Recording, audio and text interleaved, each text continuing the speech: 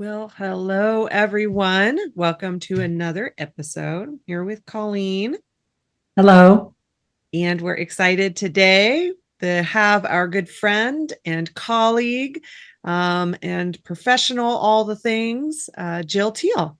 Hi, thank you for having me. Yeah, welcome. We're glad to have you, Jill. So just a few announcements before we get started. Oh, Colleen, when is this going to be released? Do you know? Oh, I did put it here on the 27th. Okay, the 27th. Okay. Sorry, I usually know that, and I forgot to check that out. And just so you know, I started putting it on all the agendas. Oh, okay. Good to know. A little behind the scenes for everybody listening and watching. So we are having, if you're listening to this on the day that it's released, we are having a free webinar tomorrow that you can go and check out about, spirit guides, intuition, all of that. Go to reikilifestyle.com/healing path to learn more about that and to register.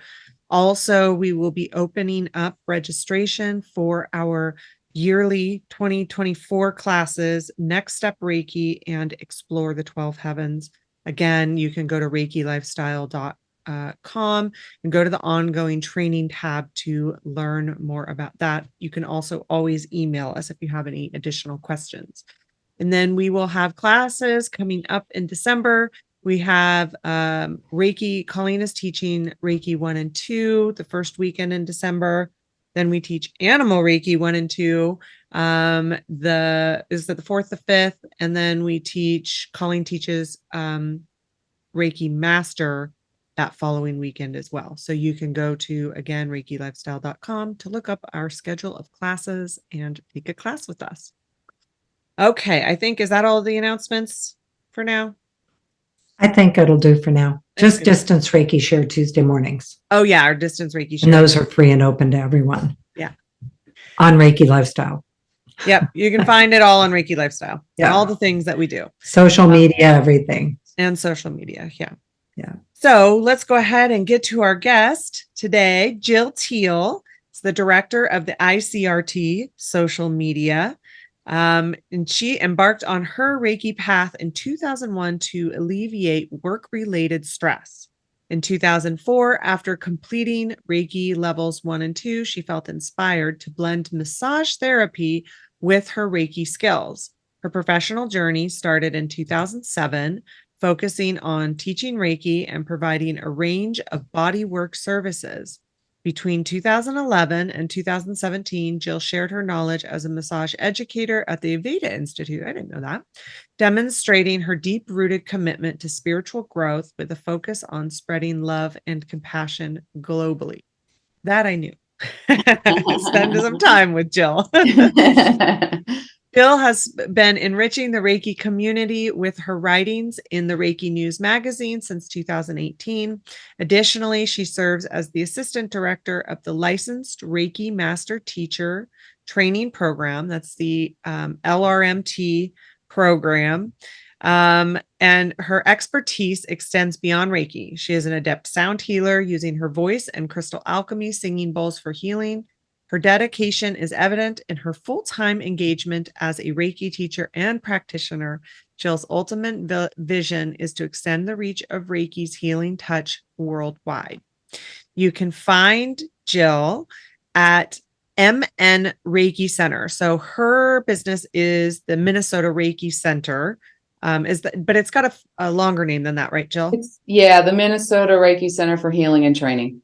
Yes. So that's where the MN comes in. I just want to make sure that people remember that. So, and again, we're going to put this in the show notes and the descriptions and everything. So you can find the links to that, but it's mnreikicenter.com. Facebook is MN Reiki Center. Instagram is minnesota.reiki.center, and TikTok is at Jill Thiel. So again, you can find that all in the show notes and everything else. So welcome, Jill. We're so glad to have you here. I'm so excited to be here. Thank you. Well, so why don't we go ahead and get started? We always kind of like to get started. We've had you on the podcast before. Couple Mm-hmm. times. Yeah. Great And time. I think the last time that we had you, we talked a lot about gardening because Yeah. you are also an expert gardener. We're going to be talking about different subjects today, but if you have an interest in gardening and Reiki and gardening, go check out that episode. You can just search Jill Thiel, and Thiel is THI or Yeah.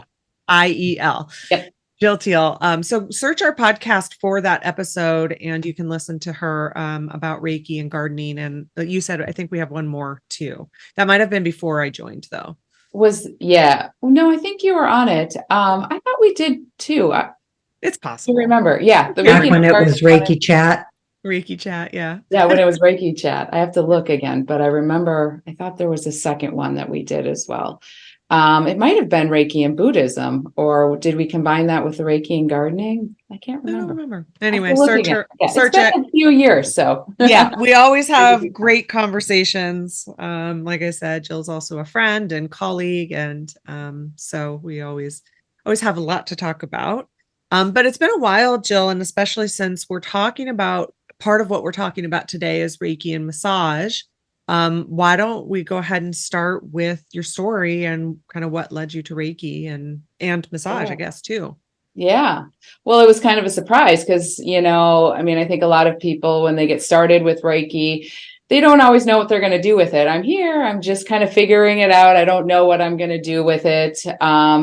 Sometimes people come in and, they're adding to another practice that they're already working with and find that Reiki would be complementary, or they're discovering it for self-care or family members. There's so many different reasons that draw people to Reiki. And so, as you mentioned in the beginning, I had a stressful job. So I previously worked as an artist and designer, similar to you guys having backgrounds also in arts and different types of arts. But I was working in I worked in a lot of different artistic fields, from graphics design to fashion design to interior design. And then also being like a professional painter and photographer. And I worked as an art curator and gallery. And that was sort of my life, from as a young person and, until I found Reiki. So my job, my, degree, everything, focused around that. I went to Italy and had an art internship in Florence, wrapping up my, college experience when I got my BA. So I really thought that that's what I was going to be doing. And the style of artwork that I did was, I love photography, but I was into more expressionism type of artwork, very bright colors, mixed media, and worked with, a lot of different, I would say I would kind of go into a channel and I would start painting. And one of the things was that I was painting these symbols and things in my artwork. And I always was like, what are these things? What are these things? And I had a pretty neat experience when I was in Florence. There was a girl there from another country, and she didn't speak, but she was an amazing artist. And she made this painting that she showed me of like sending energy out of my hands. And she was like pointing to me. So I realized like years later that she was also psychic, but at the time I couldn't really communicate. And so it was like, wow, that's cool. You made this painting of me, like, like with energy coming out of my hands and stuff. And so fast forward years later, I'm in the workforce and now I'm working full time. And so that's kind of draining all of my creative ability to want to do anything fun outside of work. It became stressful, and I realized, I was an empath. And so also just taking on a lot of other people's stuff, going into an office. At one point, a friend had suggested you should go get Reiki. And I hadn't heard of it at the time. And that was, around 2001. And so I was like, okay, what's that? That sounds great. So I looked it up, and this was, I like to laugh about how things were before the internet. I mean, to go look for stuff like this, you'd have to go to the library and go down that one row of books. And it's like UFOs, healers, telepathy, psychics, it's all in the same place, right? And it's like in the back of the library, right? It's like, there wasn't a lot of information on it, Totally. It's kind of funny. Like, this is where you would find stuff like this, and so, I don't even think Google was around. I mean, it was probably, Yahoo or MSN or, I don't know what, the search engines were, but one person popped up in my area that was offering Reiki. So I went and got Reiki, and I really liked it. And so I went back for another session, and, I can't really, I probably had more of the, wow effect. This is cool. And, nothing profound. Like sometimes people are like, I cried, or, they have different experiences. I remember just liking it enough that I wanted to go back. And then I learned you could learn it. And so at that, time, I didn't know. I thought, people that were healers were special. I didn't realize Reiki was something anyone could learn. So I, at that point, then, when I found that out, I was feeling guided. I think I want to learn this. And so I took Reiki 1 and 2 then. And, it was just me in a 1-person class. And, it was the old style of Reiki before Holy Fire, of course. And so it was very rigid and, timers dinging and, just a lot more strict on, how the style and what I learned. But, I really enjoyed it enough that I noticed that where it started healing me originally was a lot of emotional stuff. So I didn't really feel Reiki, like physically feel it right away in my hands and stuff. I just kind of noticed that I've always sort of had dreams and been a dreamer. I remember at one point having a dream of these lasers shooting out of my hand. And I looked it up online, and it was like, that means your Reiki's activated. And I was like, oh, it worked, just kind of these things that you do in the beginning, looking for validation. And so I spent most of the time doing self Reiki and sending Reiki to my guides and, visualizing, working on friends and things that would let me. And over time, I would kind of look back, and I noticed that things were shifting and changing. And emotionally speaking, there were various friendships, relationships, and things that were sort of just working themselves out that I knew kind of needed repairing and so forth. And so I could start to see on a bigger level what Reiki was doing for my life and how it was aligning things for me. And I was just sort of gaining practice just every day. So I worked with it for a couple of years. And then I met my husband now, David. At the time, we weren't married. We had just met, and he was actually going to Mexico for the winter. It was going to be his 40th birthday. We're 10 years, 10 days apart. So it's really easy to remember that. When's our birthdays? It's easy.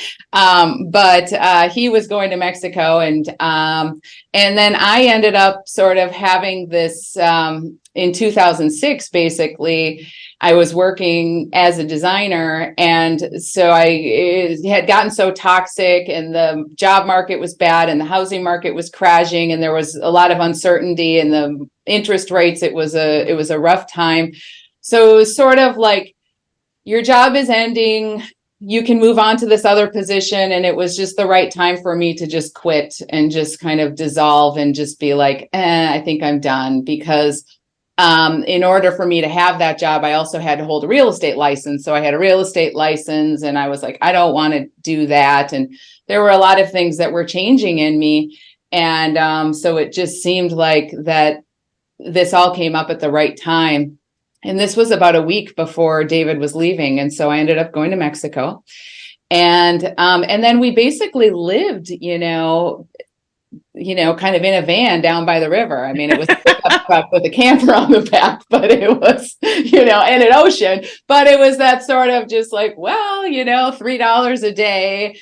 I think we still had flip phones and stuff too. So, I Yeah. mean, it was still, technology was a lot different. I mean, when I think about how far we've come with technology, and, a lot of the places that we were at, there were no cash machine, and, you had to go to internet cafes and things like that. So it was actually really amazing because I really unplugged and just plugged myself into the ocean and the sun and the sand.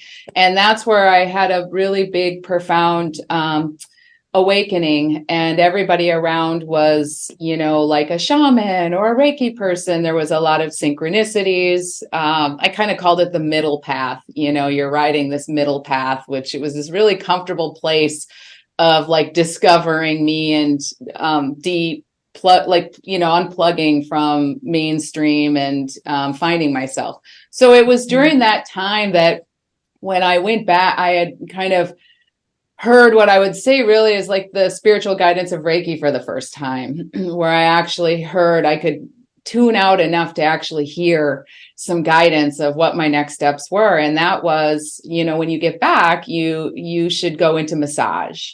And because then you will get more hands-on experience. And in 10 years from now, you will have a Reiki business. And it seems like a lot of time at the time, but I was okay with that.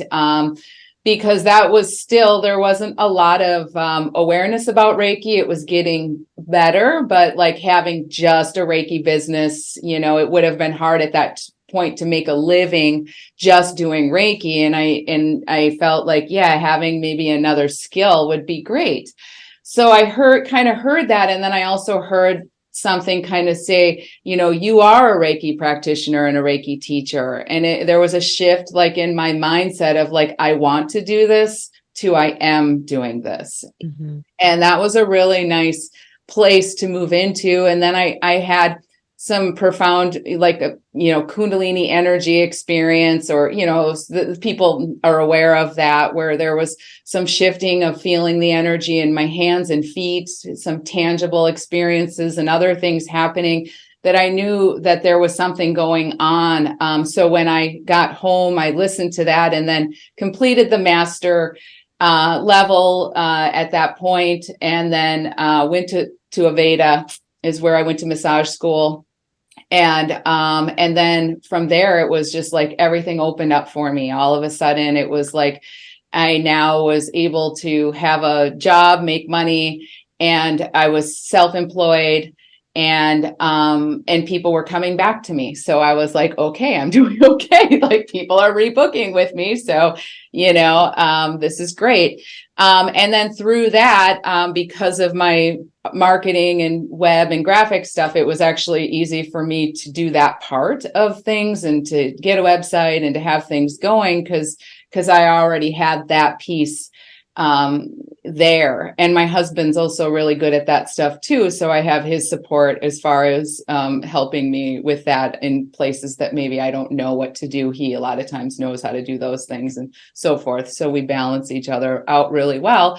And so I got going, and I just basically started my own business, but I also gained a lot of experience working in other areas like in spas and chiropractic. I helped do hospital work. So I hired and trained and managed going in and doing like massage and energy work in almost all the hospitals in the Twin Cities area. There were about 16 or so where we were, there was a private service that was doing that. So I got experience in that. And then I had my own business, and I was teaching kind of one-on-one classes is how I started. Like, just if anybody's interested, they'll find me. So I just started doing kind of one-on-one classes with people, was offering my massage sessions, then Reiki sessions, and then Reiki massage. So in the beginning, I kind of had it separate because it seemed like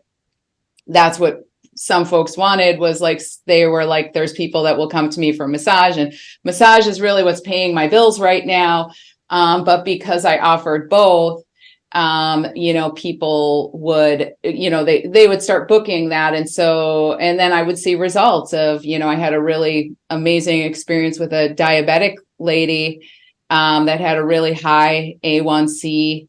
And it was really high, like at 9 or something like that. And after the third Reiki session, I could feel in the scan that it was different. And I told her and said, it's different. She went right to the doctor and it was down to 6. And so significantly, and she'd done everything. And I was like, oh my gosh, so I think about that even in the early stages of how it was helping people. And I was seeing results. And so I then eventually got a job and worked at the Aveda Institute and became an educator there for many years. And was teaching, that the massage and bodywork program there and energy work. They didn't offer Reiki, but we did other like polarity and reflexology and other types of energy work, aromatherapy. It was integrative, but as we know, Reiki is best taught through a professional Reiki teacher like the ICRT or one of our professional or affiliate members or, another teacher. So, not everybody could teach Reiki at Aveda because they weren't trained in Reiki. So we didn't actually offer that. But I was able to teach a class there one time. They did let me kind of they would do some extra classes. And so we had, I had a big class. It was probably 25 people or something. And, did Reiki 1 or something, I remember with them. But then it was with the corporate and stuff. It's like, well, everyone needs to do it and so forth. So they just didn't have it in there. And then through that, I just kept getting more experience. I eventually left Aveda. And then that's when I decided to apply to the licensed teacher training program a few years after that. In there, I had taken the Karuna Reiki from William.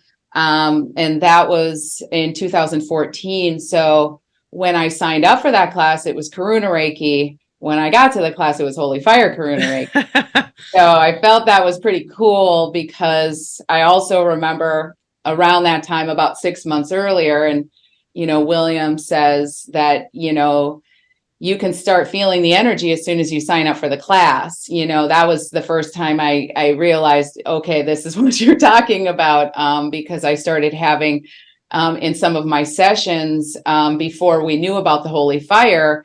I was working with some terminal patients, and they weren't coming in to be healed. They were there for pain relief and preparing, and it was beautiful work. And there were things that were happening in my sessions that had never happened before. And like Jesus started coming in, and I was like, whoa, I never noticed this before. And so then in going to the Holy Fire Reiki class and William talking about it, it was this sort of aha moment of, oh, that's what's been going on. And that class was just life-changing for me. In that Karuna class where I had another awakening. I remember specifically being on the table and when we were practicing and a couple students and seeing what I would call the great white light of Reiki and just, crying and seeing something leaving my body and seeing things above me. It was like, is this happening? And when I got home, things were different. And I knew at that point that I needed to retake all of my Reiki classes and that it was my purpose to become a licensed teacher.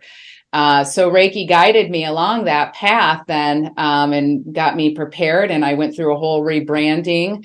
And then everything changed. And as far as where I was, at one point I was teaching one-on-ones, I realized I taught a couple hundred classes at that point doing one-on-ones after 10 years or whatever, it was a lot of classes. And then I started getting 2s and 3s, and then the classes, more people started coming.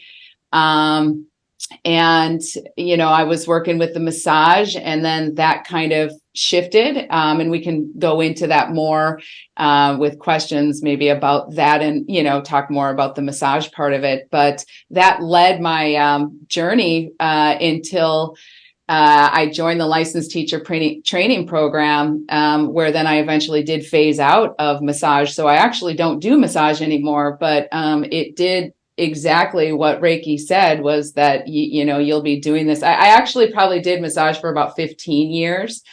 And it may have taken a little longer than 10 years to get things going to where I wanted them to. But at the same time, I knew it was going to take some time. And after I phased out of massage, I love massage, but the average massage therapist has 5 years because of injury.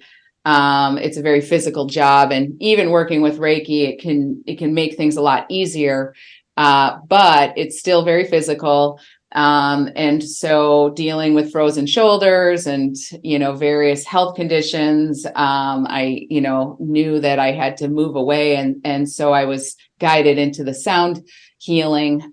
And as a child, I've worked with piano, and so I'm a classically trained musician and did voice lessons for many years and sing. And so it was sort of a natural leading back. It sort of felt like home, like that's what all those piano lessons were for when I was a kid, so the theory and all of this stuff. And it's been I've really enjoyed coming back to that and bringing music into my practice. And so that kind of is where we're at today, as far as my journey goes. But it's been a long journey, and there's obviously a lot more stories in there, but it's been wonderful.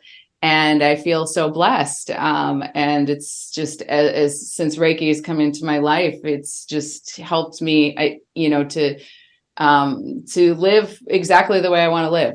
I have no regrets, and it's something I never would have thought. So when students say, "Oh, I don't know where it's going to lead me," like I always, it's exciting. That makes me excited. To see that, and then to be able to see where it takes them, because each person's journey is so unique and so different. And it's just so amazing, to have connected with Reiki. Jill, I want to get into, because I really like how you talk about, building a business, and I know we're going to talk about massage and Reiki. Like you said before we started the recording, we don't actually really have that perspective too much on here. And so I do want to get into this, but there was something that you said that caught my attention. And I was wondering, when you called it the middle path, is the middle path a phrase from other forms of teaching? So I know that's like one phrase that you said in that whole story. You talked about it when you were on the beach in Mexico. For the listeners, you were on the beach in Mexico, and it raised my attention, I think, because I've been in that place too, where I kind of stopped my corporate life. You're in this path of like, sometimes it's a quick awakening and you just know, other times it's a series of things that causes that awakening. So is the middle path a phrase from some other teachings, or is that just what you called it?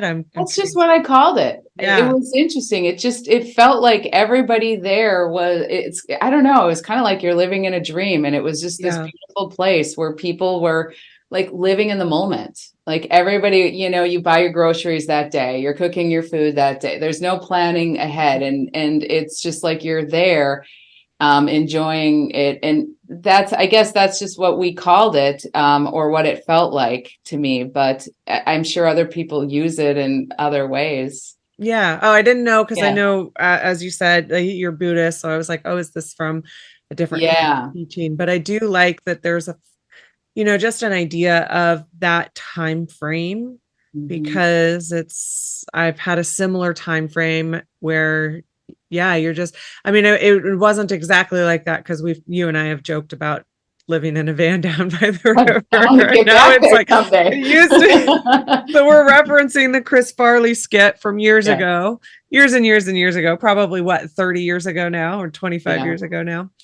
And Jill and I are in similar ages to, for those of you that are just listening and don't look on, or don't watch on YouTube, how it used to be like, but now it's like a goal. Can we all live in a van down by the river? Van life. Van life. Yes, exactly. Yeah. And so That anyways, was I was definitely a vision in my age group too. that's true. Yes, it was. 68 Yeah. and 66. So yeah, the 60s, 70s, That's true. Yeah. And then VW vans. it faded out. And then in the 80s, because the 80s Yeah. were a particular time, and then the 80s and 90s, and now it's coming back. Everybody's like, yeah, let me. Anyway, so okay, interesting. I just was curious about that because I like Yeah. I I like like the that term. term though. I think Yeah. it's a good one to consider using in that way because, that middle path is so much a part of all of our paths. And I think sounds like in your case, that was maybe not a difficult middle path, but for some people, it can be very challenging not planning tomorrow. Yeah. Like, being in that place of, you could call it limbo, not knowing what your next step is, so that middle path, that kind of time of maybe pausing a little bit, Also like leaving Yeah. your old leaving path, the old, so old transition. self path, and then but there's another path waiting for you. Maybe I don't know, Jill. I don't know if Yeah. you have more. Yeah. I haven't thought about it. It's funny because it's like it just came up as we were talking about it. So it's That's a great- the fun part about the conversation is like I actually haven't really thought about it. But when I talked about it, it was like I was instantly back there and like, oh, it's like I could be in that again. I could be very present in that space again. I know what it feels like. And so yeah, but I guess I haven't really thought about it otherwise, unless I kind of talk about it and refer to it. It's just, I guess, sort of that term that I came up with. And, but I think other people use it as well. Interesting. Yeah, interesting. Well, so let's go ahead and talk about your I just love this topic of how it's kind of the greater topic. It's like I want to talk about the details of Reiki and massage and how you integrate that, but then just this idea that you had this guidance of how to build your business, and it wasn't exactly how you would necessarily think that, like, yeah, you knew you had to gain clientele, gain business from this other more popular modality that would help teach you along the way, and just the length of time that you had with it all, I think is such a really great thing to talk about, because it's also reality for a lot of people of how And say it's really realistic. really realistic. Yeah. I think we all did that. And, that was maybe even part of the middle path sometimes, was that visioning and then the actual steps, the definiteness of purpose sustained over time always produces results. Exactly. That's William Rand's quote. I love that quote. Well, it's so true. Yeah. Yeah. So anyway. Yeah. So, I guess just if you could talk a little bit about that piece of it, your definiteness over time, because you knew kind of where it was leading, but you also were patient in the time that it took, that there was this time frame that you knew you had around it, and just continued to build it. So I guess then I'm trying to, this is all, I guess I need to lead it to an actual question. Did you kind of so you started with massage, and how did that process go of transitioning, introducing Reiki, transitioning some clients to Reiki? Would you talk to your massage clients about Reiki, or did they just know that you were like a Reiki master? That kind of idea of like how that transition kind of started. Yeah, that's a good question. So in the beginning, I felt like they really needed to be separate. And I see this also come up with other students that come in that may have other practice. Like their mind is thinking like, how do I combine Reiki with my business, as a counselor or as an esthetician, or like, and so they're asking that. And, you find over time that the Reiki is always guiding you along the way. We do tend to want to think about it. And, so I know in the beginning and thinking about it, when I started going to massage school, the students that were in the class like knew, like could feel that there was Reiki happening. So, and they, they'd want to work with me, like, oh, I want the Reiki, they would feel it. Did you always, sorry to interrupt, did you always just have Reiki on when you were It doing would just massage? turn on. It would just turn It on. would Okay. just turn on, which is an interesting part, is that is also sort of how, I realized that after a while, I didn't really need to separate it, because what would happen is that, like, I might be just giving a regular massage and it would be on, and I'm going, on some level, like they want to receive this, like, cause I'm not doing it. Like, I'm not give them Reiki, like, it's like Yeah. yeah, like I'm not turning it on, like the energy is turning on. And, so, I would see, like, in practicing on the students. And then when we got to the clinic floor and we were practicing on the clinic floor and stuff like that, that people would notice and they would feel things, like, and it was just a massage, and they would say, were you doing something else? Cause I could feel buzzing going on in this area, or I could feel this like movement, like, they're like, that doesn't happen in other massages. And so I wasn't like focusing on Reiki. I was just working with massage and energy, and I could tell that the Reiki was flowing, because once you get a good feeling of how it feels, if it's going, and so in the beginning, though, I sort of kept it separate because, I worried about, like, folks that had like religious trauma, and potentially, because but when I found that I had it separate, you would have more people like skeptical, or sort of like, well, I don't know about those crystals over there. Like, they would say things like that, and so it's like interesting. So it's like, I'm coming to you for massage, not for Reiki. And in those scenarios, it wouldn't really turn on. But I did notice, as I kept it separate, I was drawing those separate types of people. But there was also a lot of people that would be coming in that were just open, that were drawn to me, that I would feel it turning on. And so, I would get feedback like, I went and got this other service, and I had like 10 deep tissue massages where they were like cranking on me as hard as they could. And one session with you, it's better.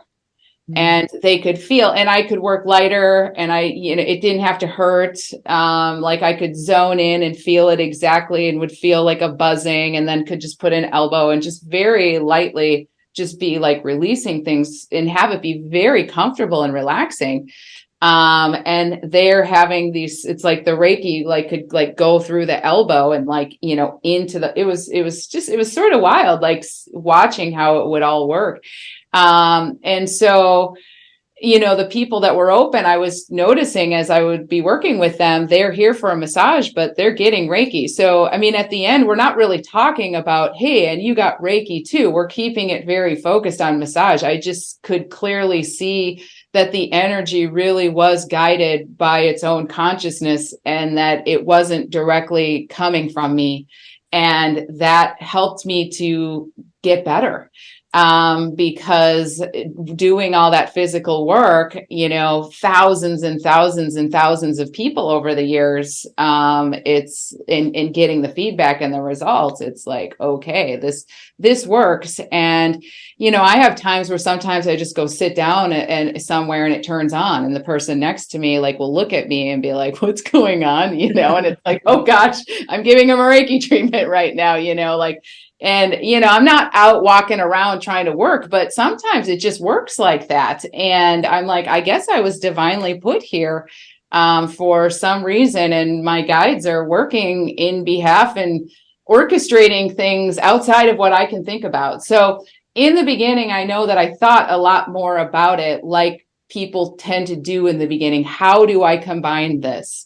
And so I think that's natural. What I found is that by just getting the experience and the practice, you realize that you don't have to really think too much about it, because you don't have to do too much and the Reiki will flow.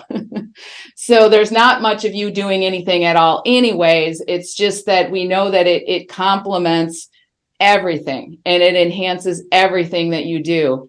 So as I started to recognize that, and, through practice and repetition, then, it was easier for me to trust and relax and then modify more. So part of, like when I would do a Reiki session, and then I had, would be more of a standard Reiki session, a massage would be like a standard massage, and a Reiki massage in the beginning was, crystals and, like it would be massage, but it would be kind of in between. Like I would do crystals on there. We would do some Reiki, we would do some massage.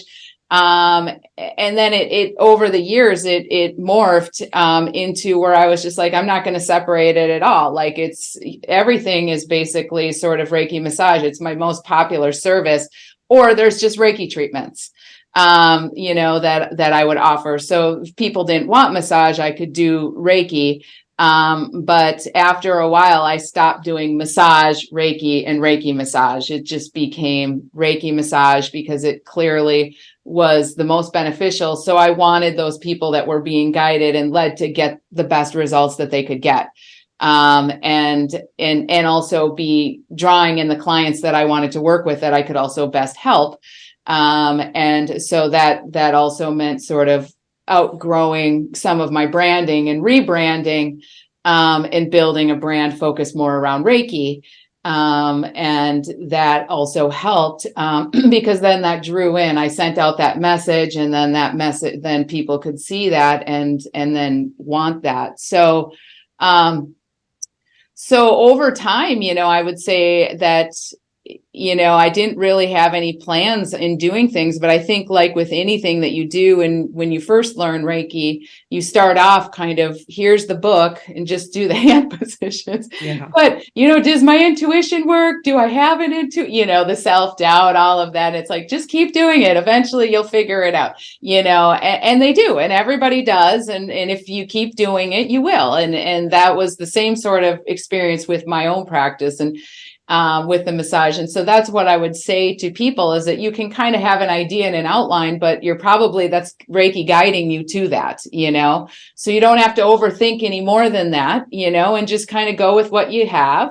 And as you keep doing it, it'll just get easier. And then you may shift some things around or have more guidance along with your experience, and also taking more classes and, doing more sessions and stuff. We know that those are all ways of enhancing our Reiki and developing a stronger connection with Reiki, because of, just that deeper connection. And as Holy Fire has evolved, so did my sessions and my practice. And so it's like, I wasn't doing it exactly the same way for 10 years. I would say it's sort of modified into probably even easier ways over time, as I recognize that I really can just get out of the way from this, and I can just do what I do. I know how to massage. I know how to do Reiki. So don't do anything other than just, be the channel for what they need. And, so I would say, my work is mostly intuitively guided, and no two sessions are exactly the same. But, I know how I work with the energy, like, now sound healing is one of those tools, that, has been coming in that I'm working with. So I want to take you back to part of what you were talking about with during the transition, and specifically sending your messages. You called it rebranding, but going a little bit deeper with that, with what that means, because you said that I started speaking more to the people that I knew I could help the best. Mm-hmm. And so I think that that's something that we talk about a lot in Reiki business practices. Mm-hmm. And understanding that it's not so much about just, oh, here's the business practice and here's the best thing I can say. It's what you just said. It's who are you speaking to and the why behind it. Like, because this is the group of people I can help the most. And so as you were rebranding, it's, we call it your authentic message. You're like, what is it? Who are you speaking to? And what are the things that you're saying from your own authentic message and your authentic truth, and how Reiki actually guided that too. And then in the practical way of how that showed up as branding. So, because I think that's a big piece for people. Like, how are they going to say what they're trying to say and who they're speaking to and why they're saying it, and how that comes from their truth and then translates into branding? It's a great question, Colleen, because Jill also has like the professional experience in branding and marketing. So Exactly. that perspective, but also like what you're saying. Yeah. Yeah. It's a big piece for people to understand. It's the authenticity of the message, but then the practicality of that, and how that shows up in a practical way that really also provided results for your clients and results for you, for your business, following the guidance, letting it show you. At the same time, you still had practical application. Yes, exactly. Do you want me to talk a little more about that? Yeah. Okay. Talk about that process of. Yeah. Well, I think in the beginning, there's a lot of things that we have to do when we start a business, and it can be overwhelming. And so it's easy to just, copy someone else's, or I like what they have, and so what I like to explain to people is that, we're working with energy. And so people are drawn to you, and there's enough to go around. And everybody's drawn to each person because of their authenticity. And so if we're looking at somebody else's website or information, like, I say, look at other people's stuff for inspiration, but not, you don't want to copy it. And you also don't want to be competitive.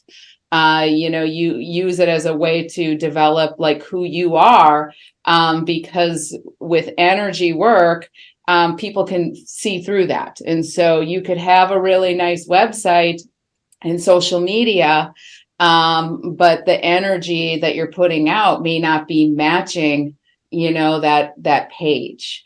And so you want to be, really who you are. Like, this is all about like who you are and embracing who you are and not trying to be somebody else.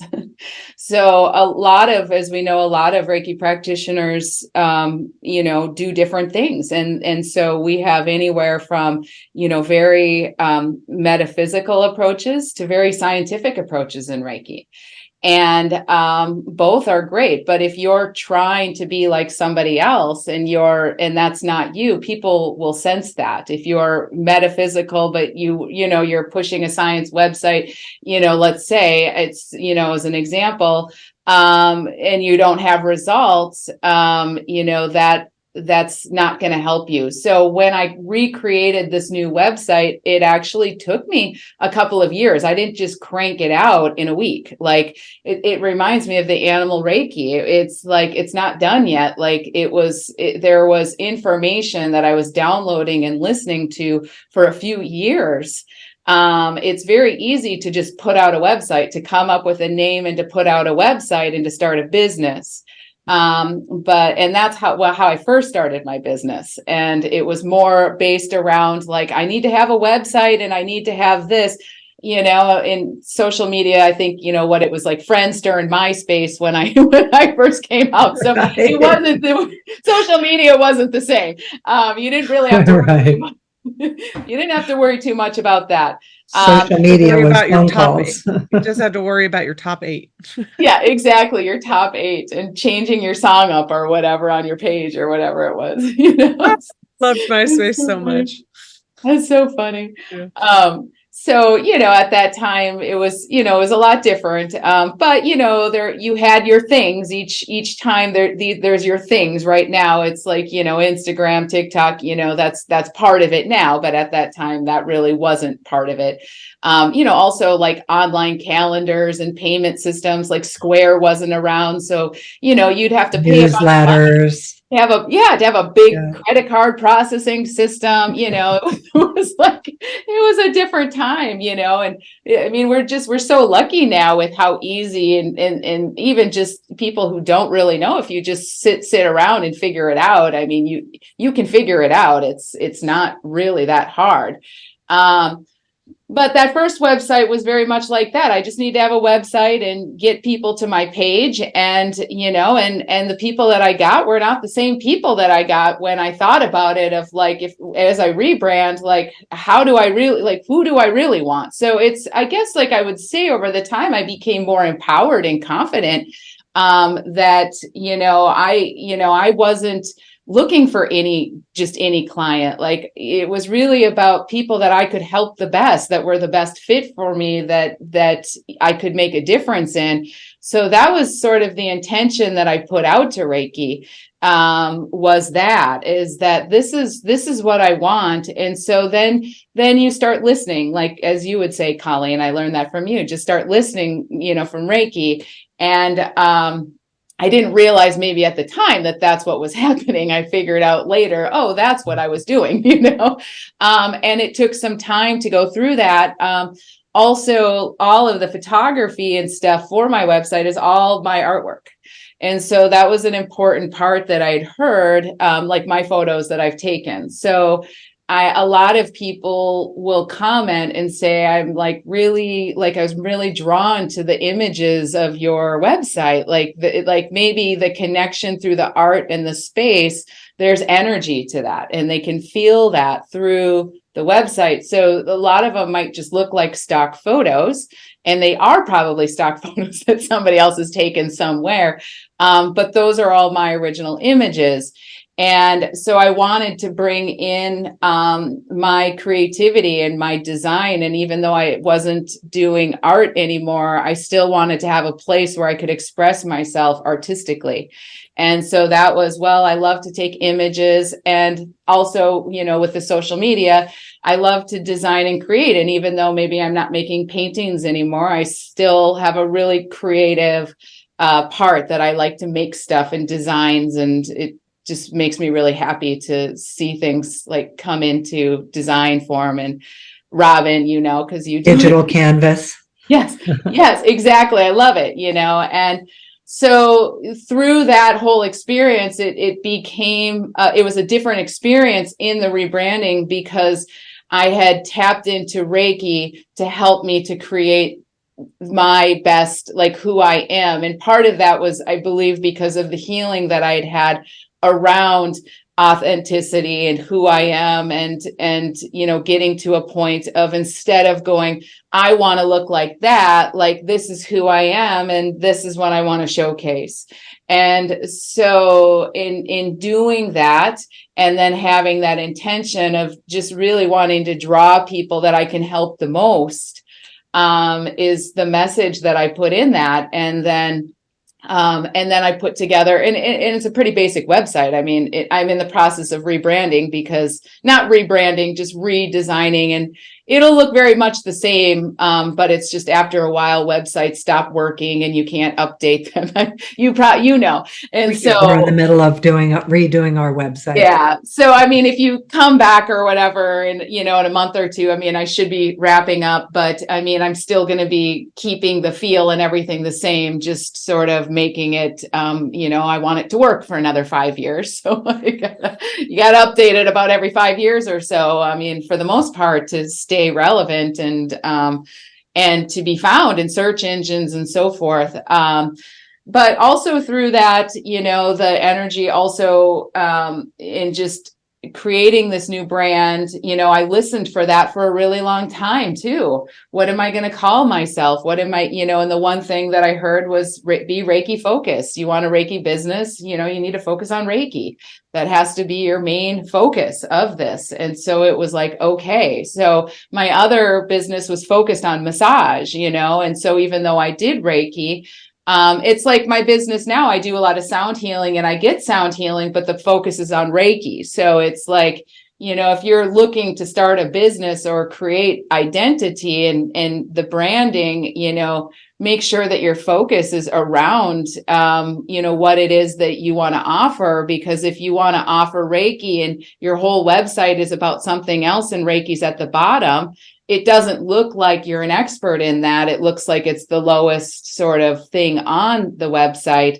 So, you're going to draw more people to where you're placing that attention or the intention to, because that's what you're showcasing or what you're, showing people that you're good at. And so you could be really, really good at Reiki. But if it has low priority, under something else, people may not see that.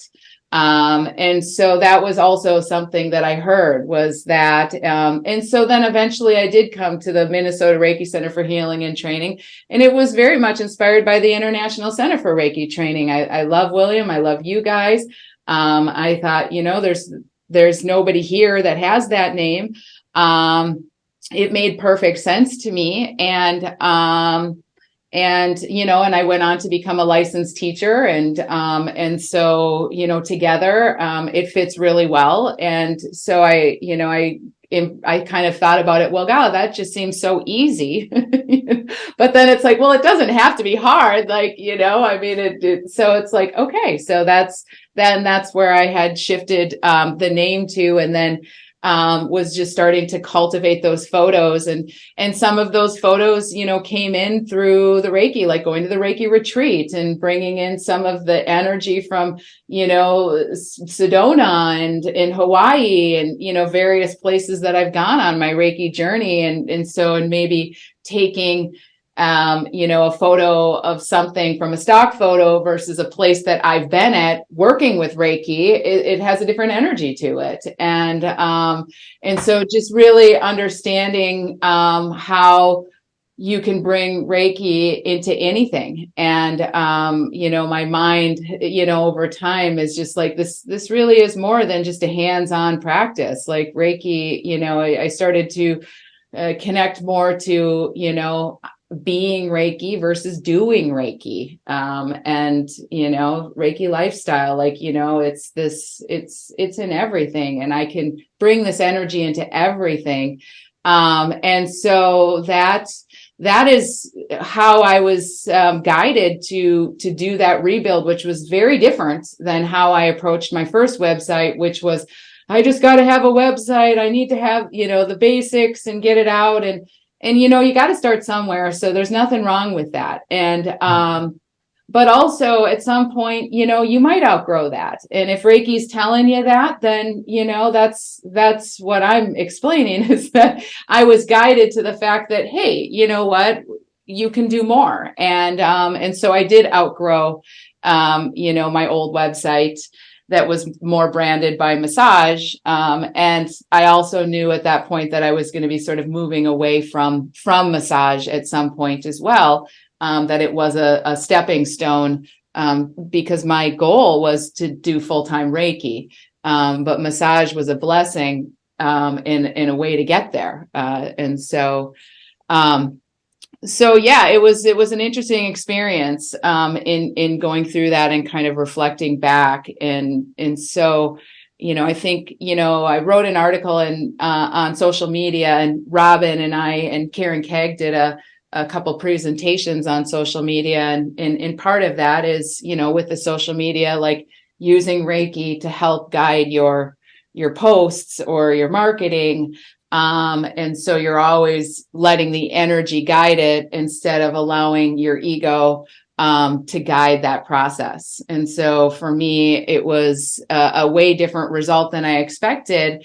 But it's been really great, and it has performed, once again, exactly sort of what Reiki showed me is what happened. It was like, if you do this, this will happen, and you're like, no, I don't know, and then you're like, okay, I guess you're right. At first, you kind of hesitate, Risk. Yeah. Well, it's a risk yeah, to put yourself out there and yeah. use your voice and, be comfortable with what is your message. And what I really want to highlight also that you said that I think is useful for people is you use the phrase, who I am. And we differentiate that in our next step classes all the time of a different question than who am I? Who I am. And since we're on this particular subject, like going into some self Reiki and do some automatic writing, like put your pen to paper and don't evaluate what you're writing, or free writing, people call it also, and ask yourself that question from the perspective of who you're speaking to. Like, that's called your ideal client, but really it comes down to, what is your message about who I am and who you're sharing that with? Like, who are you imagining that you're speaking to? And I think that even writing 10 words down with automatic writing and putting that who I am with it can help with the process that Jill's talking about. And then to know 25 years later in my work, we had computers, but it was definitely before the internet. And William and Corey had to help me figure out how to even get a computer. But it's that part of it is ongoing. Mm-hmm. It is something that we consistently think about, that question, who I am, and how I share that with people that I can provide the best services for. Take that third piece that you said, who I can really help and make a difference for. Yeah. So anyway, I just wanted to bring that in. That. And I love for that. Our listeners. I'm glad you brought that up. I love that. That's a great idea. Yeah. The who I am matters. Yeah, it's helpful. I'll go ahead, Robyn. It looks like you were going to say something. No, I was going to change the subject. So. Oh, okay. Go ahead. No, it's fine. That's why I was waiting, but I thought you were done. And, sometimes it's hard to gauge the pauses. I was just going to ask Jill, would you recommend this path to other people, like Reiki and massage, or starting in massage or something else, but also specifically massage, because it is a particular modality, like you said, that people that might be thinking about it or questioning if they should be doing this, or maybe they've received a little guidance or something like that. Absolutely. I am so happy that I did it. And it's not for everybody, some people, it could be aesthetics or, even cosmetology. There's a lot of different, getting a nudge, but specifically massage. A lot of people, when I was teaching and stuff, were, what brought you here? Some people would just say, well, somebody told me I was good at this, like when we'd sit in circles, you know what I mean? Like that would be a reason that people would go to massage school. And so it's not something that I ever would have thought of, but as a young person, I remember people did tell me that, like, you'd sit around and give shoulder massages and stuff, and people were like, wow, you're really good at that. And it's just like, so when I thought about it, it was like, I kind of giggle when people say that, because I'm like, oh yeah, I know that one. People used to tell me that too. But not something that I ever would have thought I'm going to do this, when I get out of school, or, as a high school student. But massage also, has become a lot more accepted. And so you have health insurance and, chiropractic, a lot of different things, recognizing that it's therapeutic and that it helps, and sports massage and rehabilitative and stuff. So at that time, it was considered more of a luxury, when I would have got out of school. So I didn't really see it as a path. But by the time I was, 30, so like in 2006, and even prior to that, I mean, probably the last decade or longer, it was more, insurance was accepting it and stuff, but not in like 1994, it wasn't really accepted. So it wasn't on my radar at that time, but when it did come on my radar, it was just like, yeah, it made complete sense. So if, somebody feels like they could be good at it, or, it sounds like something that's good for them, I love it because it's really flexible. If you ever worked as somebody like in the restaurant industry, or, I for many years, I was a hostess, I did busing, I was a server. So I did work a lot of jobs like that, kind of getting through college and stuff. And so I liked the flexibility of working in a job like that provided me the ability to potentially pursue Reiki more. And so I felt like massage had those opportunities that, and you can obviously do it full time. It's now you could get jobs in hospitals, and but it could be really helpful for a lot of people. I know, where I live and stuff like that, the Mayo Clinic is here, and we have some good medical systems and stuff. And in a lot of those systems, that Reiki is being integrated and is in a lot of different hospitals and stuff.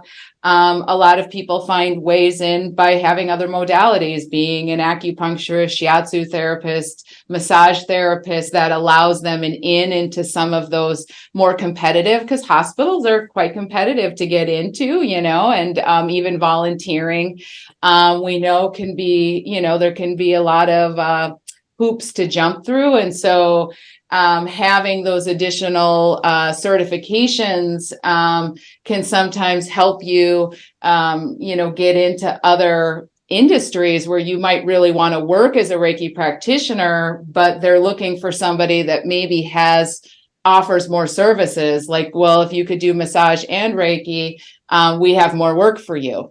And so, it's something that if you feel called to it, it's worth it as well, because, you don't need to go to school for 4 years to do it. So, I mean, depending on where you are, it's usually so many hours that you need to complete. It is more of a certification. And a lot of those programs are flexible. So for people that might have families and kids, and, they might have night programs, part-time programs, things like that as well, that could be flexible. So it's something you could get done, maybe within the year or 6 months, even at times, depending on that program. And it could change your life. And so I know for me, it meant that I didn't have to go back to a 40-hour-a-week job, and that I could focus on Reiki. And so and just getting out of massage, I immediately had clients and jobs. There's a lot of availability for body workers. And so there was a lot of places for me to choose from. And then having Reiki, it made me more valuable. Oh, you also offer Reiki. And so there was a lot of, people liked that as well. And so it really opened the doors for me. So for some folks that maybe are a little bit stuck or unsure, and, they're wanting to ramp up their business a little bit more, and they, hadn't considered it, or maybe they're considering it after listening to this, look into it, look in your area. There's probably a few different schools. Most of them all offer a little bit different options. See what looks the best for you, check out their locations. And then you'll find that, if it feels good, it's also not really expensive a lot of times to go through. I mean, there is obviously a cost, but it's a lot less expensive than, going to school for 4 years. And so there's usually financial aid available. And so there were just a lot of things that at the time that all lined up for me that made it possible. And I think through the guidance of Reiki and the timing, and that programs start multiple times a year. So it wasn't like, oh, I've got to wait a year before I can start up. It was just like, there were so many reasons that it worked out well. And I think for other people, if you kind of feel like, yeah, maybe I'm I kind of consider myself a body worker, Reiki practitioner. I mean, and I do work with, the clair senses and stuff. I definitely have, those awarenesses, higher awarenesses that come into the sessions. But in the beginning, I lacked confidence in that. And so I could work through the body work and see results, and then over time gain that confidence, like, oh, okay, I do have that. But I didn't have to try to push that right away, and be in an uncomfortable position, where maybe I was, working out of the scope of my practice. I didn't find myself having to work, because I could deliver a service that I could do instead of, oh, I'm not very confident doing this or something. And so now over time, it's just helped me in so many other ways in building my clair senses, just by working with massage as well, because you get those impressions, but you're working with massage, so you're not expected to deliver that information. And so it was really nice. I just felt like it was low pressure, and it felt really good to me, to use that as a way to just gain more confidence with Reiki. Yeah. So how about speaking for people because I know we have a lot of massage therapists that take our classes, Nice. Our Reiki classes, and they are in that process of, they already have a good massage practice, or the massage practice they want, but they do want to start adding more Reiki, and perhaps even transitioning out of massage and into Reiki. So how can you give them some advice on how that actually works, that process? Yeah. So if you're not already offering Reiki services, then you want to think about that in the messaging. And like I said in the beginning, my focus was more on massage than Reiki. So I had more massage clients than Reiki. So if you're wanting to create more of a business with Reiki, then you might have to think about the messaging that you have on your business page, so you can put that intention out to start drawing more people. If you're just offering massage, that's great, but you have to start offering Reiki services as well. And then maybe even combined services, to a point that you can get to a point where you're comfortable. Your massage is all Reiki massage. I eventually got to a point where it's like, this is more than a massage, and the Reiki also has just as equal value as the massage. It's just as valuable. So understanding and believing in the value of yourself and those services, and, how you are, marketing it, and the confidence that you have. So, and then at some point, I would say, as you start to get more Reiki people coming to you, eventually, you will get to a point where you can let the massage go, or maybe, like I said, you do Reiki massage and Reiki, but it's not like you're no longer just doing massage. For me, that was really it. It was just putting it on there and changing how I was marketing it, and where I was putting the priority on it, and believing that that service was just as valuable, and that I didn't have to just do massage, that there was a market for just people that are looking for Reiki massage.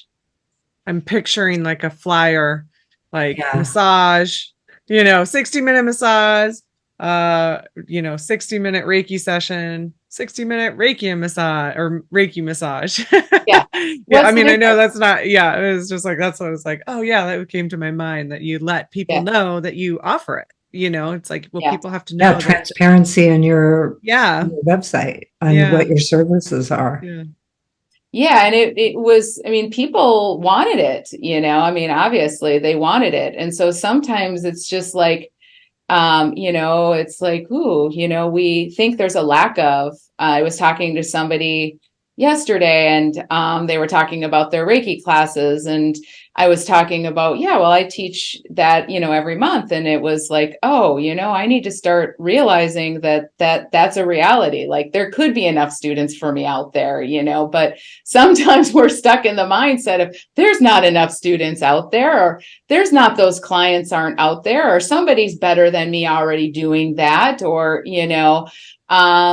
we sometimes we have to send Reiki to heal those limiting beliefs that we have, that we can get there. It doesn't just happen. I mean, it's about doing the Reiki and then following through and taking the steps that you need to also manifest it. So manifesting is more than just visualizing. It's actually following through and making the changes as well, and stepping into that who you are. And it's like becoming empowered, and we know that the holy fire energy provides a lot of guidance and empowerment, and so if we can turn the Reiki around, if we're experiencing a lack of, then a lot of times there's a block or something that we need to heal. And so focusing maybe on the block, or, setting the intention of what it is that you want to heal, and then start listening. I find that a lot of times you'll start receiving the information within less than 24 hours. You'll start getting ideas about what you need to do. And often it's a lot easier than we think that it is. It's very simple, and the solutions are really easy. And it's just like, oh, I just need to sort of get out of the way and, and kind of tweak a couple of things, and in a way sort of change maybe whatever energy, how I'm blocking it, and taking a look at, if you're doing all of those things, and you're still having issues, I would send more Reiki to it. There's it's always working, but sometimes too our expectations are unrealistic. It's not working fast enough. It's not working within my time frame. As I mentioned in the beginning, the Reiki told me 10 years, and I always tell people it's not going to take you that long. I mean, I say that because I like people to know, like, I've been doing this for a really long time, and it wasn't just overnight all of a sudden, or, a certain Ongoing. website. It's ongoing, and it's been a really long time. And when I first got into it, there was less knowledge about Reiki. We talked about the resources and things. So for a lot of people, thanks to Reiki Lifestyle, William, a lot of other people that, have been helping to get these resources out here to people, to make Reiki known to people, showing all of the different ways how people work with Reiki. I always say the more people who know about it, the better that it is, because the more people know about it. So it's like with massage, now a lot of people know about it. A lot of people get massage work, and, Reiki's in that same path, is that the more people that know about it, the more accepted that it is. And so we want that.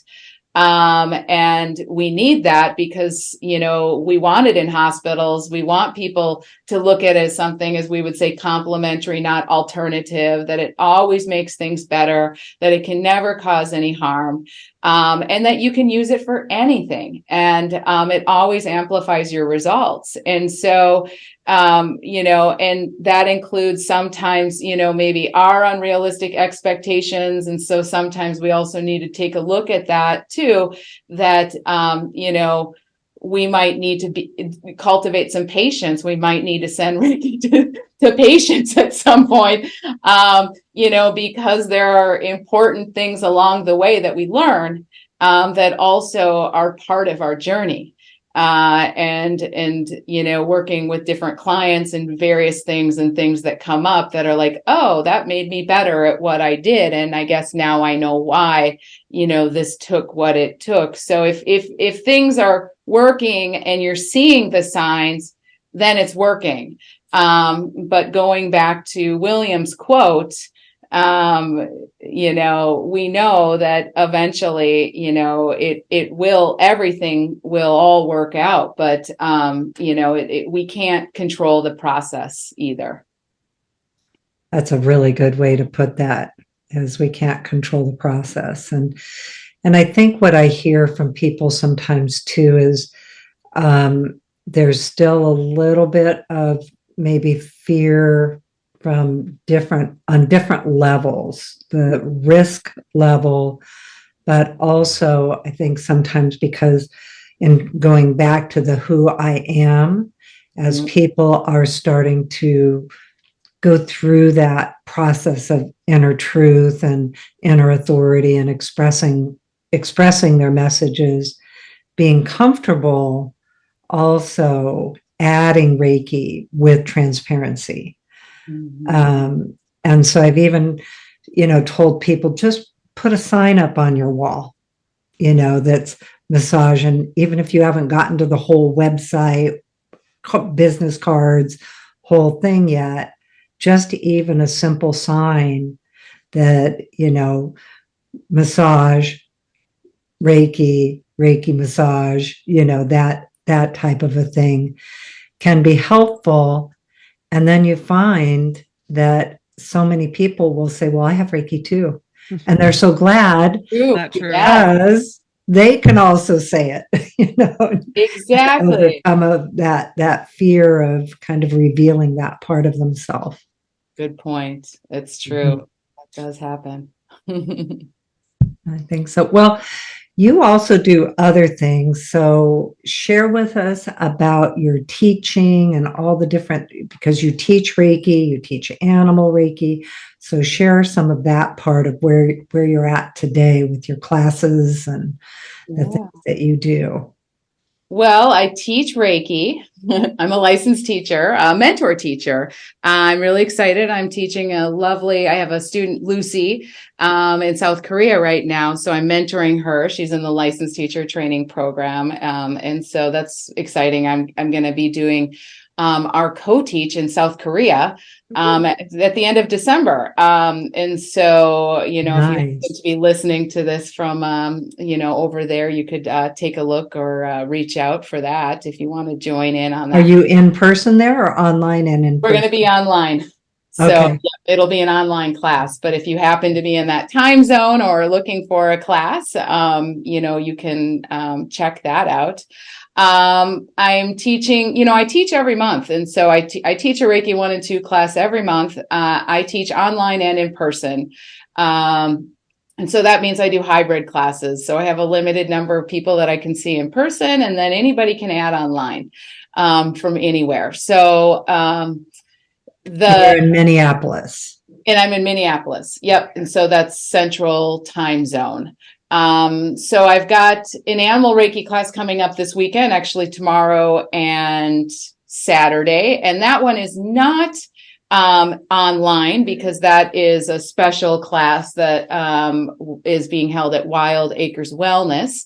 And so we're going to be in a teepee with a fire. And I'm going to be performing live music with sound healing and drumming. And I've got a crystal harp, and my husband will be assisting me on that. And our dog Cleo will be there. But we've got a big group of people. And so that's going to be a really fun class. And we've got live animals, horses and chickens and goats and no goats, I'm sorry, donkeys. Dogs and so that's going to be amazing. And I went there a few weeks ago for a master class to go and do some Reiki on the animals there.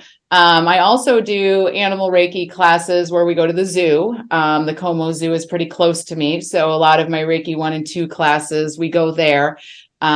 which has been great. I've really gotten to know the animals, which animals have loved it and enjoyed it. And I like going there a lot because it kind of brings up a lot of the things from animal Reiki, which is empathy, safety, Reiki in motion, distractions. So it's a really great place to take people because it has all of those things that could come up in an animal Reiki or an animal Reiki session. But it's just really rewarding to go in there and feel your Reiki turn on, because the animal Reiki energy, it turns on and it turns off. And it's really cool feeling that the students have. And maybe it doesn't work like that for everyone, but a lot of students notice like you're in an area and all of a sudden it turns on, different than how the Usui Holy Fireworks or Karuna.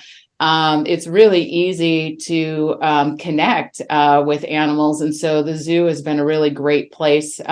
So a lot of our classes are there. And then I'm hoping to start taking the master classes out to Wild Acres Wellness, because that's a new relationship that has come up. And so kind of having that opportunity to work there with those animals. And so mostly we're, in person. When I have online students, I have them work together. So I have solutions around that. But if you do sign up for my in-person animal Reiki sessions, we generally go on a little field trip, which has been a lot of fun to do. It's like way different than your regular Reiki class. Like, we're going to the zoo now. And it's just everyone gets so excited. It's fun. So I also, teach the traditional Usui Holy Fire classes, Karuna as well. So I've got a lot of classes coming up. I've got 3 classes here in November, animal Reiki. Then I've got the 1 and 2 next weekend, Karuna Reiki the following weekend. December, I've got a master class that first weekend in December, 1, 2, 3, 1 and 2, 9 and 10. And then I've got that master class, the 1 and 2 with Lucy at the end of December. Technically, it's almost on Christmas, but not quite. So they don't celebrate it there. So I think it's the 23rd and 24th for them, but it's the 22nd and the 23rd on my time zone. So that's kind of fun. I think it's 18-hour difference or something, or it's not, maybe not 18 hours, but it's I'm going to be. I think it's usually 16 hours. Yeah, I'm going to be teaching at 3 a.m. or something like that with her. And then in January, I've got another 1 and 2 class coming up, kind of towards the end of January, the 20th and 21st. And so other than that, you can, take a look at my website as far as, the rest of the classes. I also do sound healing. And so you can see behind me, these are some crystal singing bowls here. We'll take a look at them in a little bit. But these are crystal tone singing bowls. This is an endocrine system behind me here. So this is all, there's, the chakras, there's the endocrine system. So this whole set is basically made of sharps. And so that works at balancing, the endocrine system. Also works with the chakras and stuff, but it's a really good reset, and for fight or flight and, a lot of different things. And, most of my bowls are in what you would call, typically what people call 528 hertz, which is really actually 440 hertz, 444 hertz. And so if you know anything about frequencies, you've probably heard of 432 hertz, which is kind of like the earth frequency. You've got 440 hertz, which is like concert music or music like from the radio that we listen to. And then 444 hertz is often marketed as 528 hertz.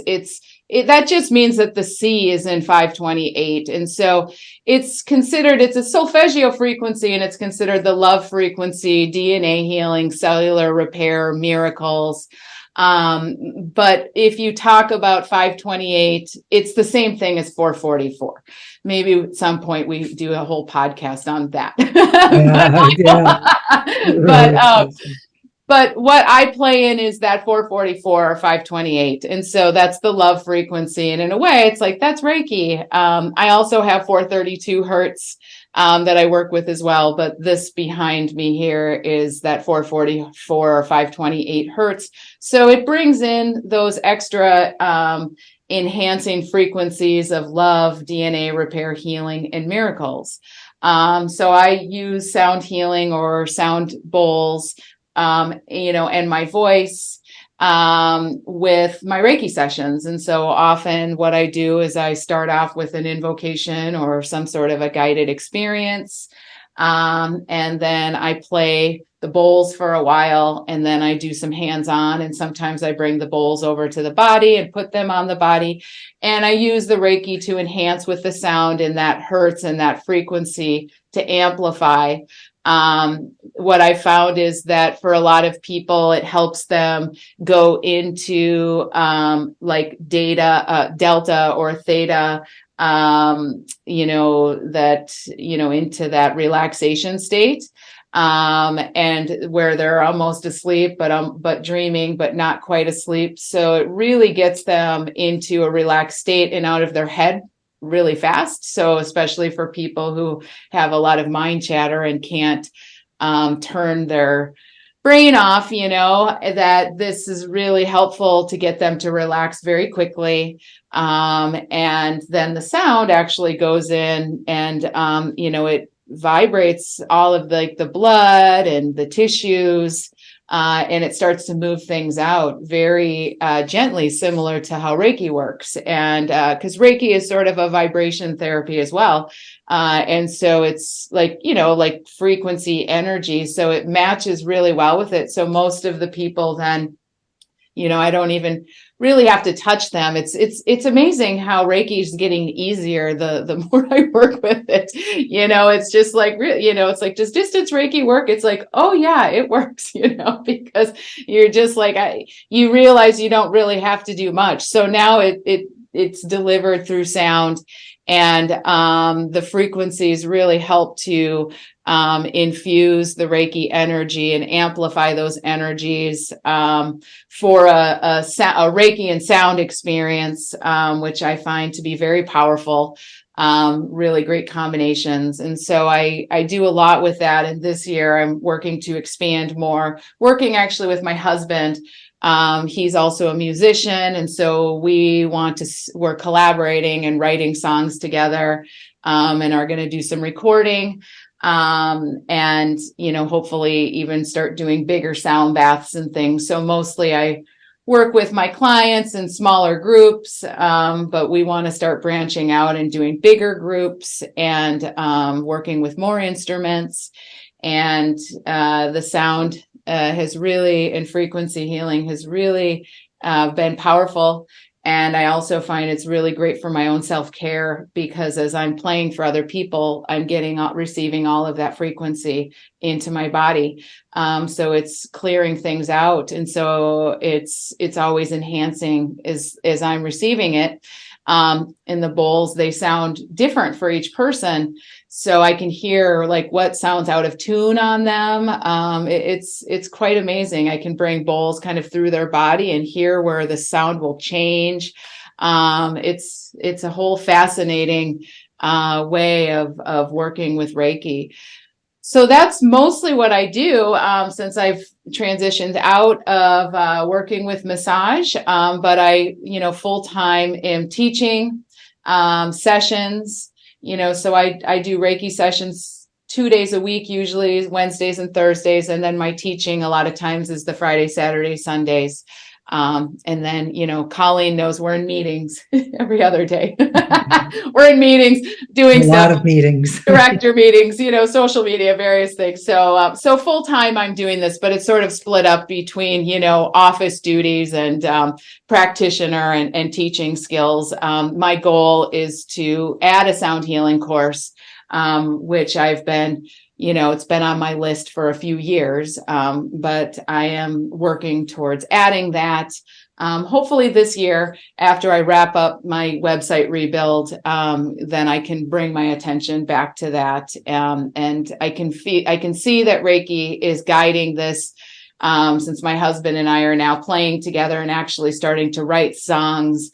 It seems like it's now in the queue. And so we're moving into that. And so hopefully there'll be some sort of a course that I can offer here. But, when I think about it, it's like, I think about animal Reiki and I'm like, okay, like I see exactly, how you guys, how that worked for you. And so I can see how this is working for me. But that's what I do. So I stay busy doing that. I don't have a lot of offerings and other classes. It is very focused on Reiki.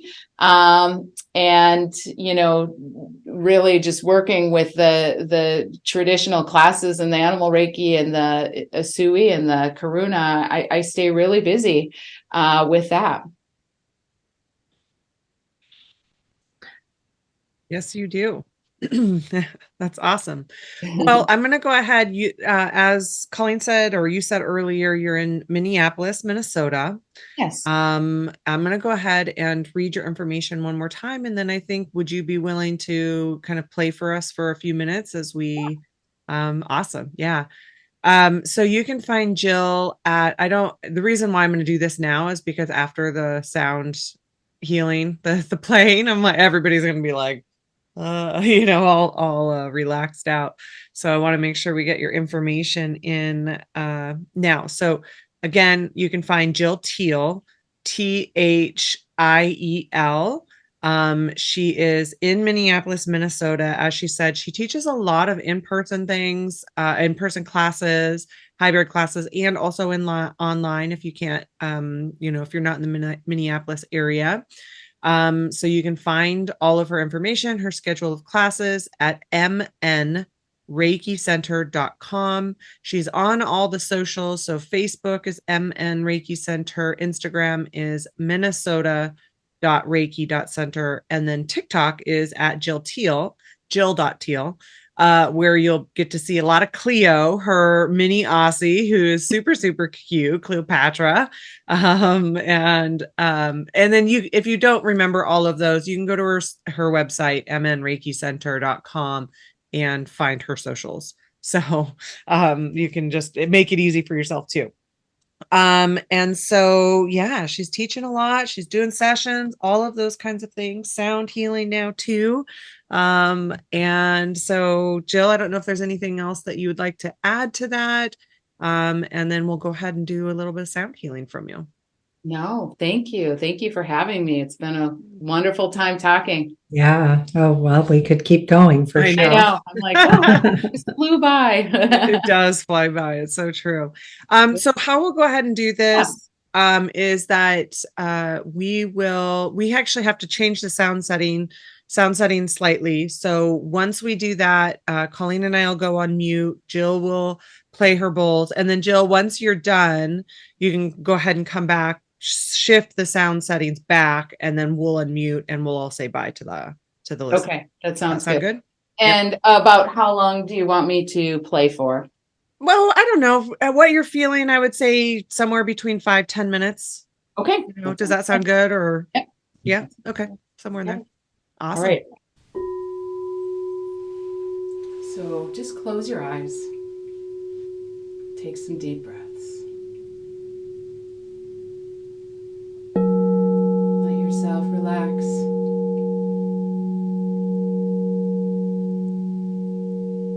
Focus on the sound. Feel it flowing in to your body.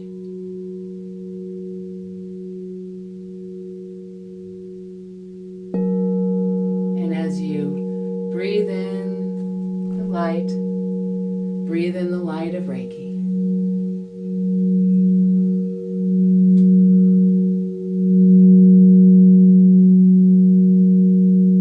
Close in your hands and into your heart. The gift of love.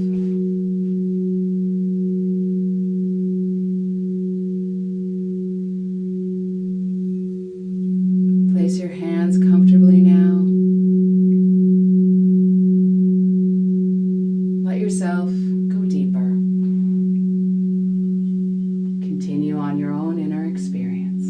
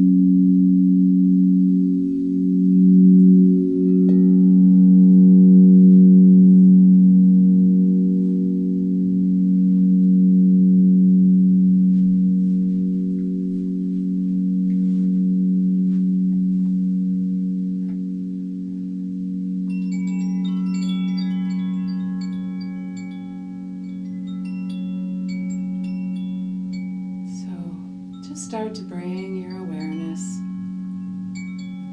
back to your breath, into your eyes.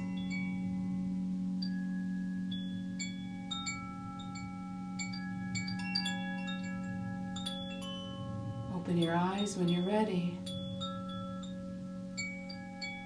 and come back into your room.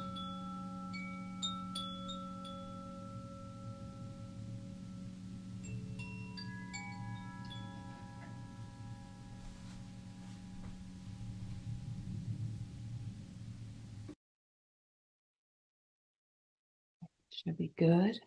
Thank you.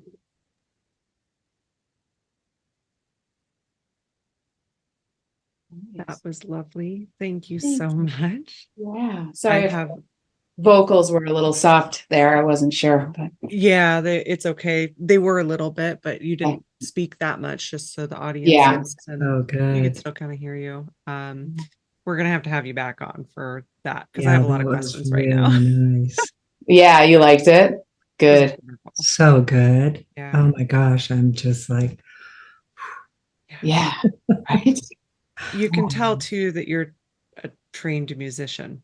yeah. Oh, okay. Sure. Yeah. Are they channeled? Are your sound healings channeled, or do you have like yeah? They are. I mean, I do have music theory. Like, I mean, I work off of perfect fourths and fifths, also chords. Yeah. So there, but I also listen for where we started, where we go, and what it's working on, so it is guided, but the music theory it knows how to pair it up and some of that, You can Yeah. tell. Yeah. Good. Thank Well, you. I would love to continue to talk about that subject, but we're I going to know. have you on for another episode. Okay. Well, We good. could I'm go glad whole I'm another hour. coming back. I'd love to come back. Yeah, awesome. Well, Jill, thank you so much for everything. Thank you. Yeah, we are so glad to have you and also have you in our lives. As we said, we're Yeah. Same friends here. and colleagues, and just lots of love Yeah. for Colleen and I. You can find everything at Reiki Lifestyle. Thank you. Yeah, thank you so much. That was really nice. Very needed. Yeah. Thank you to all those who are listening. We had done an invocation at the beginning that, we just really care deeply about contributing wellness to the world with all of us and including all our community. So thank you for listening as well, and everybody just joining in together.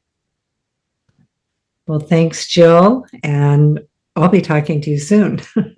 Wonderful. Good. Good. Yeah. And the sound, transfers very well Yeah. It does. online. And so I do, also like setting up professional sound settings and things like that. I was mentioning I'm helping William. William got gongs. And so we get to hear his gong soon. I can't wait. But I'm helping him get his sound setting set up. And so also just letting you know that this sort of sound quality is possible online, which is pretty amazing to have that Really sort of quality of a Reiki or in the sound online, and you're not in person, and to have that experience is pretty cool. Yeah, that was definitely very, I could definitely receive it. Yeah. Yeah. Good. Thank you. Well, thank you. All right. Thank you, everyone. Bye, everyone. Bye. everyone. Bye.